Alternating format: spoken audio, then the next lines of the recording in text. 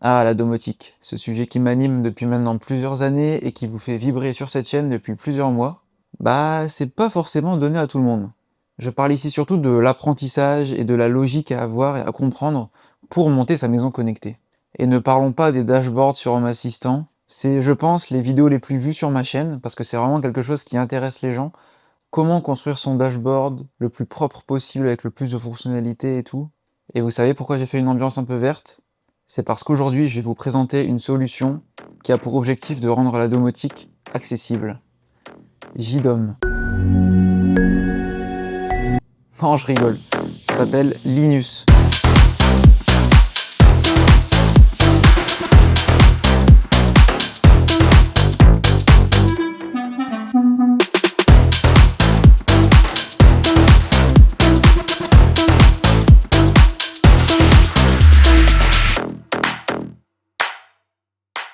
Bonjour à tous, c'est Emeric et bienvenue dans le iLabs.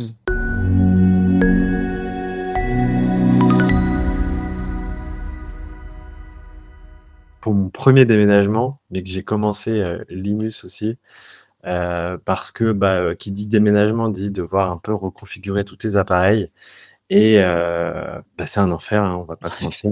C'est clair. Heu quand tu fais tes automatisations, vraiment avec tel capteur de mouvement doit allumer telle lumière, là tu dois tout recommencer de A à Z et du coup je me suis dit: «Ouais, trouvons un moyen pour simplifier un peu les choses». C'est comme ça qu'est née l'idée de Linus. À l'heure actuelle, Linus, qui est d'ailleurs un projet français, en est encore à ses débuts. Et son premier produit est déjà disponible sur Home Assistant, ça s'appelle Linus Dashboard. C'est donc une intégration qui permet de simplifier la création et l'automatisation de nos dashboards. Un de ses créateurs, Julien, m'a contacté pour me présenter le projet, et comme j'ai adoré l'initiative de rendre comme ça la domotique accessible, j'ai tout de suite accepté de le rencontrer. Vous l'avez donc compris, j'ai pu échanger quelques mots avec lui. Salut Aymeric, salut à tous. Merci beaucoup pour l'invitation. Je suis vraiment super content de pouvoir parler de Linux Dashboard avec toi et avec vous. Moi, je m'appelle Julien et je suis développeur web et passionné de domotique depuis 5 ans et plus particulièrement de Home Assistant. J'ai toujours été vachement embêté dans Home Assistant pour la gestion des dashboards au quotidien. Donc, par exemple, quand tu dois rajouter un appareil, une ampoule par exemple, tu vas devoir aller la rajouter tout le temps dans la bonne page du dashboard au bon endroit. Si demain, en plus, tu dois la changer de pièce pour X ou Y, tu dois aussi la déplacer en même temps. Et le pire, c'est quand tu dois carrément créer une nouvelle pièce où là, il faut que tu reprennes tout ton template et que tu rajoutes un à un tous les appareils qui vont. Et du coup, c'est assez long, fastidieux. Et c'est un peu comme ça qu'est née, du coup, l'idée de Linux Dashboard, de se dire, on va simplifier vraiment la partie mise en place de ce dashboard pour gagner un maximum de temps derrière et que ce soit assez simple à utiliser pour tout le monde. De mon côté, j'avais trop envie d'essayer, et en plus, comme il le dit lui-même, c'est super simple à installer. Et écoute, le but, c'est que ce soit le plus simple à utiliser pour que ce soit vraiment accessible à tous. Ok. Tu installes le composant via HACS, tu ajoutes l'intégration comme toutes tes autres intégrations, une configuration super simple, c'est du plug and play et après tu peux aller exclure certains appareils si tu veux. Et ensuite, en quelques secondes, ça va te créer du coup plusieurs pages, des pages par appareil, des pages par pièce, des pages par étage et tu vas pouvoir avoir accès à tous tes appareils du coup derrière.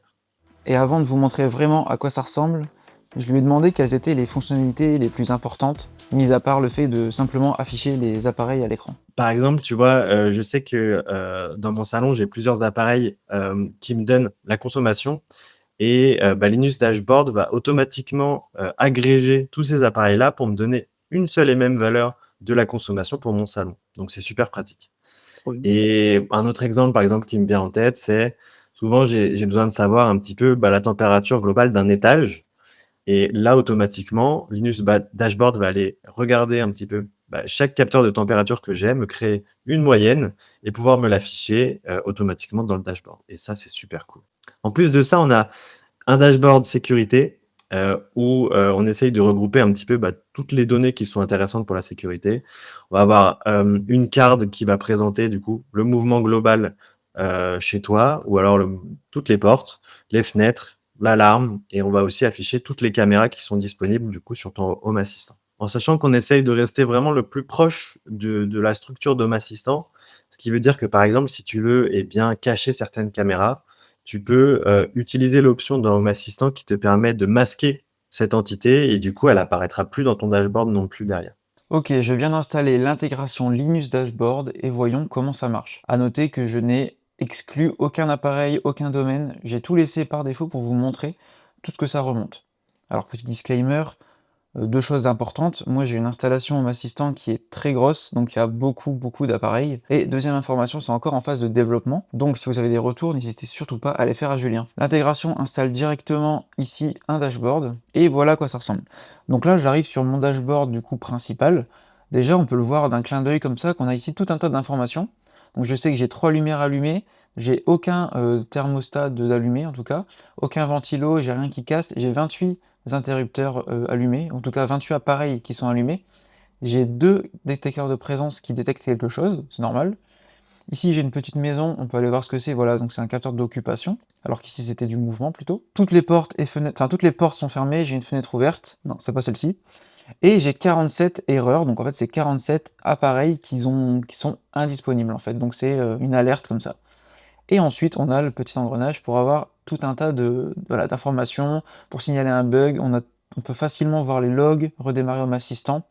C'est des petits raccourcis qui sont vraiment chouettes. Donc là, on voit qu'il y a beaucoup de choses, c'est pas très bien aligné, c'est vraiment le début. Et surtout, n'oubliez pas, j'ai beaucoup d'appareils. Et par exemple, la pièce non assignée, voilà, j'ai une pièce qui n'existe plus. Enfin voilà, c'est vraiment, mon installation est un peu capricieuse parfois. Comment ça marche?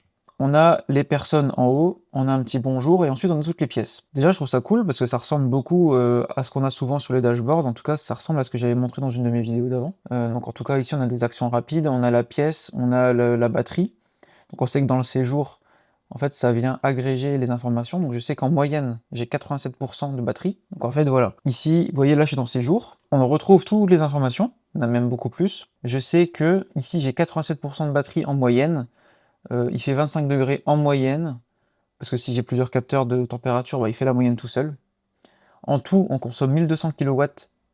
Voilà, en ce moment, on consomme 5,3 watts, c'est mieux, et en tout, on a consommé, voilà. Mais voilà, donc c'est ce que je vous disais, j'ai une installation avec beaucoup d'appareils, beaucoup d'entités, et moi, j'en ai enlevé aucune. Donc forcément, c'est un peu le bordel.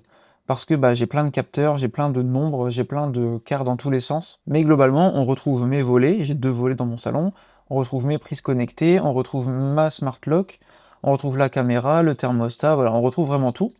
Et ça, comment ça marche? Tout simplement grâce, en fait, dans vos appareils, vous pouvez associer des pièces. Voilà, donc là, vous voyez que par exemple, j'ai mis ma caméra Free Jardin, je l'ai associée à la pièce jardin. Et en fait, c'est grâce à ça, comme assistant va venir créer, automatiquement, va venir générer le dashboard. D'ailleurs, vous l'avez peut-être remarqué, mais dans les dernières mises à jour de Assistant, on peut aussi créer un dashboard expérimental comme ça par pièce, qui ressemble un peu. Hop, test. Oh, j'ai déjà un dashboard qui s'appelle test, tu m'étonnes. Hop, test, c'est lui. Voilà, donc on a un dashboard également qui se génère automatiquement grâce aux pièces, mais il y a beaucoup moins d'informations, c'est beaucoup plus simple ici.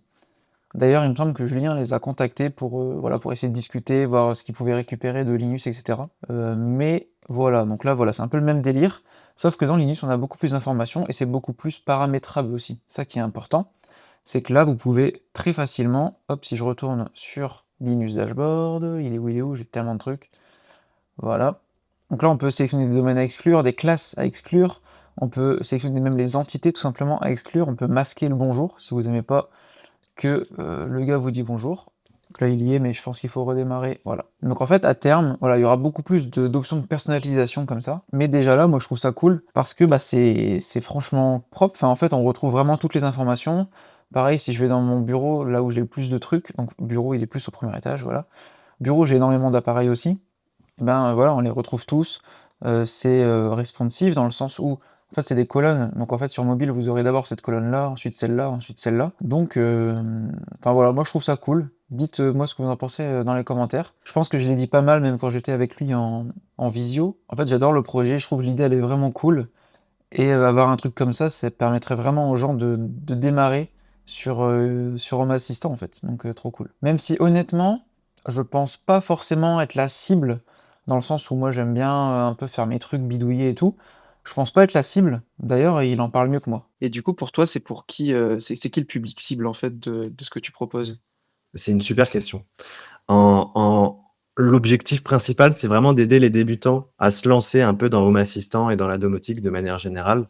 Donc c'est pour ça que c'est assez simple d'utilisation, avec des vues assez claires, utilisables. C'est vraiment pensé pour les débutants avant tout. Après, pour ceux qui peuvent aller plus loin, ça va être vraiment un dashboard par défaut que tu pourras compléter avec des dashboards plus spécifiques pour tes propres besoins à toi, quoi. Moi, perso, c'est mon dashboard principal parce que du coup, il est utilisable aussi par ma famille, donc ça, c'est super cool. Et à côté de ça, bah, du coup, voilà, j'ai des dashboards plus complexes, plus customisés, pour, des besoins spécifiques comme, la gestion du ménage, par exemple, à la maison. Et en vrai, c'est peut-être des bonnes idées aussi à intégrer derrière sur les Mmh. news dashboard à voir. Mmh. Et du coup, c'est en production, enfin, tu l'utilises vraiment au quotidien maintenant, c'est cool. C'est ça, ouais, voilà. On a eu la chance, d'être validé du coup par HACS il y a quelques semaines Ça marche et comment du coup ça, la validation, tu dois faire tu dois proposer le truc et ils te valident? c'est ça. En gros, tu as, un petit cahier des charges, tu as des scripts qui te permettent de bien répondre, à aux templates, de tous les custom components à valider par HACS, qui a une structure de fichier à avoir sur ton repo, par exemple. Et une fois que tu as, coché un petit peu toutes ces cases, tu soumets une demande sur le repo d'HACS. Ça prend quelques mois à être validé et ensuite, du coup, bah, tu peux apparaître directement dans les recherches d'HACS. L'une des forces de Assistant, c'est quand même ce côté un petit peu, custom repositories HACS, où Mmh. tu vas avoir vraiment la communauté qui va pouvoir mettre plein de choses en avant et là, du coup, ça permet de le rendre accessible et surtout simple d'utilisation et ça, c'est vraiment super cool. Vous saviez, vous, comment fonctionnait la validation sur HACS? Comme je le disais, Linus Dashboard, c'est avant tout Linus. L'objectif, toujours le même, rendre accessible la domotique. Je vous affiche à l'écran le site de Linus, comprenez maintenant pourquoi je suis en vert. Et donc en effet, l'objectif final, ce sera de créer une box domotique plug and play, avec comme assistant et avec toute la suite Linus. On peut l'imaginer comme ça. On a créé Linus Dashboard un peu dans la même vibes que pour Linus. L'objectif étant de se dire, on veut casser un petit peu les problématiques et les freins pour permettre à des utilisateurs, un peu moins technophiles, bah, de pouvoir utiliser, dans le cas de Linus Dashboard, les dashboards d'Home Assistant et dans le cadre de Linus, bah, en fait, l'ensemble des objets connectés, en permettant, bah, d'utiliser tous les bienfaits des objets connectés sans passer des heures et des heures à créer des automatisations, et cetera. Et c'est pour ça qu'on a créé, le projet Linus. D'ailleurs, je vous invite à aller faire un petit tour sur le site internet si jamais ça vous intéresse et que vous voulez en savoir un petit peu plus. Au passage, on recherche aussi du monde pour nous aider sur ce projet-là, donc n'hésitez pas, tous les retours sont bons à prendre. Trop cool. J'ai vu que tu avais déjà mis ton message sur le Discord iLabs, donc tu as déjà eu deux trois retours aussi. C'est C'est ça, sympa, voilà. j'espère que là t'en auras plus aussi. C'est vraiment, super important pour nous tous ces retours-là, parce que, bah, voilà, le but, c'est de faire aussi évoluer ces projets-là et de prendre un petit peu vraiment vos retours utilisateurs à vous tous, toi le premier, mais pour, voilà, faire grossir le projet et bah, faire surtout quelque chose qui vous convient à vous le mieux parce qu'avant tout, bah, c'est pour la communauté, quoi, donc Ouais. c'est super. Bah, moi perso, franchement, j'adore l'initiative. Mais je sais que quand j'en parle autour de moi de domotique, des gens qui connaissent pas trop, bah, c'est vrai Mmh. qu'avoir un truc comme Linus, ça permettrait vraiment de rentrer dedans, beaucoup plus facilement, quoi. Moi, je voulais juste te remercier énormément du coup pour cette opportunité de parler un petit peu du projet et de donner un peu de visibilité à mon bébé, on va dire. Hâte, bah, de pouvoir parler un peu plus en détail avec toi des nouvelles idées qu'on pourrait avoir, pour ce dashboard et surtout, bah, hésitez pas, la communauté aussi, si vous avez des choses à nous dire. Tu as utilisé une expression que j'ai particulièrement aimée. Tu m'as dit, «J'aimerais bien le torturer un peu». Donc, hésitez pas aussi à le torturer comme Labs, pour me donner des retours, super cool. Voilà. Ouais, trop cool. Bah, en tout cas, merci Julien pour cette petite prise de parole et Merci à toi. longue vie à Linus. Merci. Je pense qu'on est encore à l'aube de la domotique en France. Vous en connaissez beaucoup, vous, des gens qui utilisent Home Assistant sans avoir un pied dans l'informatique? Ou en tout cas un proche qui s'en occupe? Je pense qu'on a une carte à jouer là-dessus. En plus, le projet est français, Julien, son créateur, est super cool. Et surtout, il est à l'écoute des idées. Alors allez-y, torturez-le. Je parle bien sûr de Linus, hein. Parlez-en autour de vous et faites vos retours. Et si certains d'entre vous veulent le rejoindre, je vous mets un mail en description. Perso, je suis content de pouvoir mettre en lumière des initiatives comme ça. D'ailleurs, je pense que c'est un peu ma seule plus-value sur cette vidéo. C'est Julien qui a tout fait, qui vous a tous pitché. Si la vidéo vous a plu, n'hésitez pas le petit pouce, l'abonnement, le commentaire et tout. Vous pouvez aussi aller faire un tour sur le site alabs.fr, j'ai fait une grosse refonte récemment, que ce soit d'un point de vue design ou d'un point de vue fonctionnel. J'ai amélioré la recherche de produits, de vidéos et tout. Dites-moi ce que vous en pensez. Bon allez, moi je vous laisse, c'était Aymeric. Salut!